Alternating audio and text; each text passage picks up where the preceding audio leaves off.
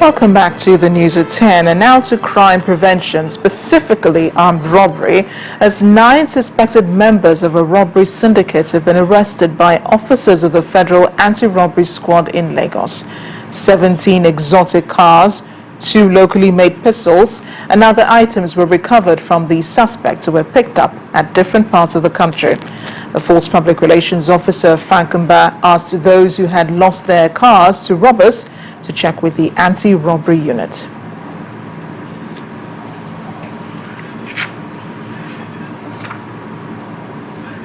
Led to the recovery of this vehicle started specifically on 29 June 2013 when a Nigerian resident at Ile-Ife was robbed by a gang of armed robbers. 2 of his Toyota products were snatched from him, and then thereafter he lodged a complaint with the Nigerian police force. Luckily, one of the phones belonging to the victim of the armed robbery was traced to one of the suspects with us. His name is Jacob. Eventually, Jacob led us to Omoni, and then from Omoni there were chains of arrest. The ongoing World Pension Summit in Abuja appears to be addressing certain concerns of Nigerians in the public and private sectors as it relates to the proper utilization of pension funds. This follows the array of issues being raised and responded to by the panelists and discussants at the event. The issues range from the availability of the pension fund for housing purpose to allocation of the assets to other sectors of the economy. The World Pension Summit is deliberately planned to coincide with the 10th anniversary of the sectoral reforms in Nigeria. Staging the forum in Abuja, the Federal Capital Territory, leaders and professionals aim to improve the industry for economic development. Now, these discussants, who represent the regulatory authorities of some pension schemes in Africa, started out by providing updates on the mode of operations in their countries. One thing that we are also encouraging them that to make sure that people are also interested in pensions, you will ask yourself, what can you add more for them to feel as if they can go for it? One thing is we are saying, if you've been saving like 10 million or shillings or whatever, and you're looking for a small loan to go and pay school fees, the rules are such that you are told you cannot touch that money.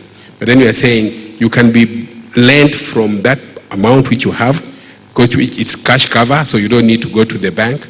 You can agree on a particular rate as a scheme, and people can borrow money from their schemes, and because it's a check-off system, when you're making your monthly payment, you pay off from your pension. In the audience are some guests with concerns about the pension scheme. While they had the opportunity to ventilate, the regulators managed to address their fears. Today we face 2 twin problems. One is massive unemployment, even of skilled people, but also serious deficit in housing, such that in Abuja here, an honest civil servant, I have to emphasize that, an honest civil servant cannot, even as a permanent secretary, he can't afford the rental value of the property he occupies. Why are we not pulling out of this 4 trillion? Not symbolic schemes. I'm worried about symbolism. What is the state of enforcement, particularly of the contributory pension scheme? More so when many of us inherited deficit and had to borrow money to pay those ones, particularly the pay-as-you-go. In terms of the 36 states, how many states have complied now? And how do we enforce other states to really comply and to raise the percentage of the contribution? Even in the new act that has been recently signed into law, there's provision to utilize the balance of your RSA account in order to secure a primary home. And that will balance with the pension law.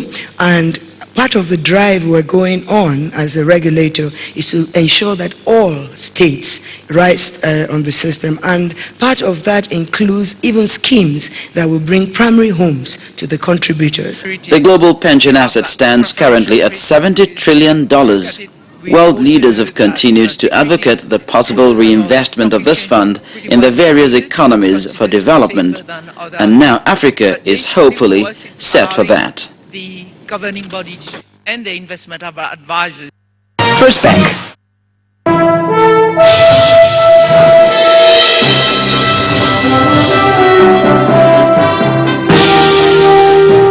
Welcome to Business News Tonight. I'm Loretta Chiogo.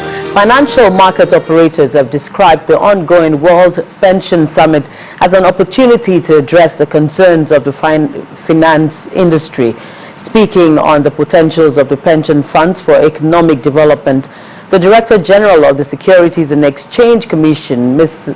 Aruma Ote, and an economist, Bismarck Riwane, agree that Nigeria is a vantage point of economic growth if states can remain on the same page with the federal government on the allocation of the pension funds. Services for travel documents at the Ikoyi Passport Office of the Nigeria Immigration Service has received a boost following commissioning addition buildings. Concerned by the challenges of conducive work environment, Diamond Bank PLC has donated 2 buildings to the service for work efficiency. The Minister of Interior, Mr. Abba Moro, was joined at the commissioning by top management team of Diamond Bank and other dignitaries. By the next visit you make to the Nigeria Immigration Passport Control Office Ikoyi, you will definitely be seeing a facelift of structures.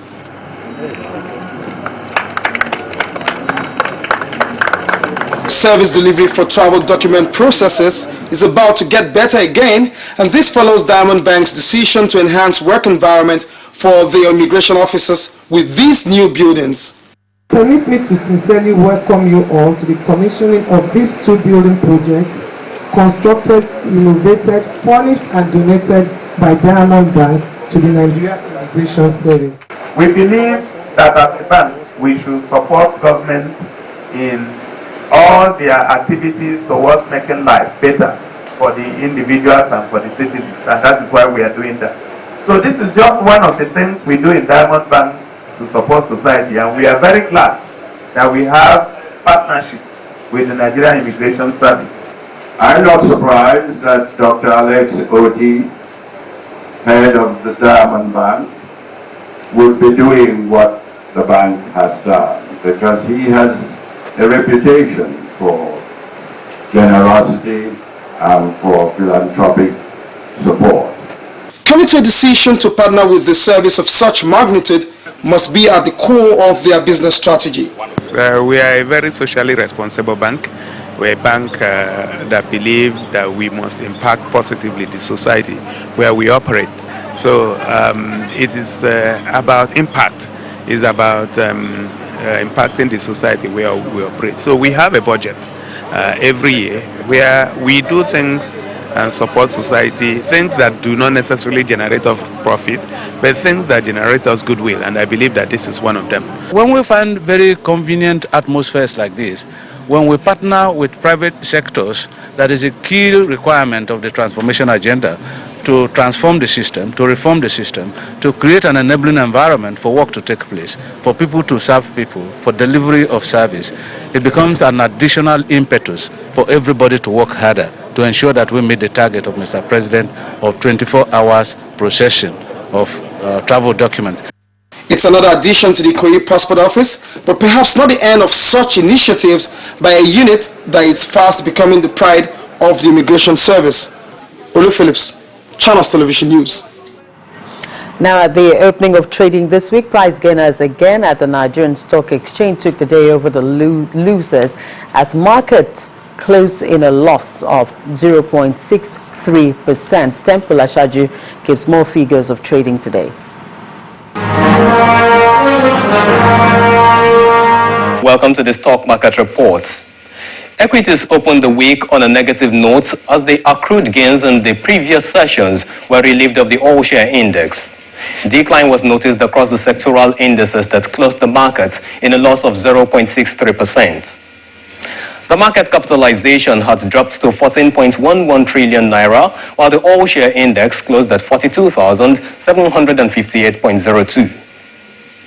The market breadth came in negative as the number of price losers outweighed the gainers by 30 to 23. The gainers channel was led by Smart Products PLC, which maintained its gaining streak by 20.5%. Transcorp also sustained its buy posture to close with 28 kobo gains as Portland Paints trailed behind. Now on the decline as SPAC, FITSIN, UACN, and Nigerian Police Microfinance Bank led 27 other stocks. But the trades of the day were recorded in favor of First Bank Holdings, Transcorp, and Fidelity Bank.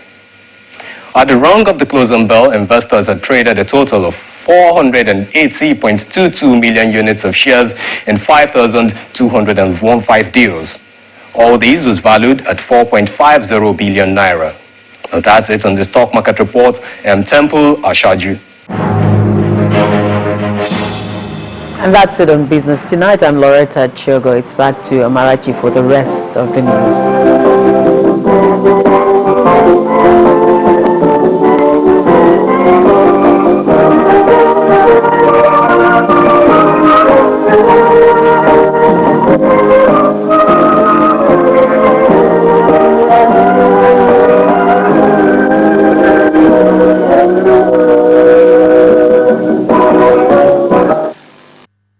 First Bank.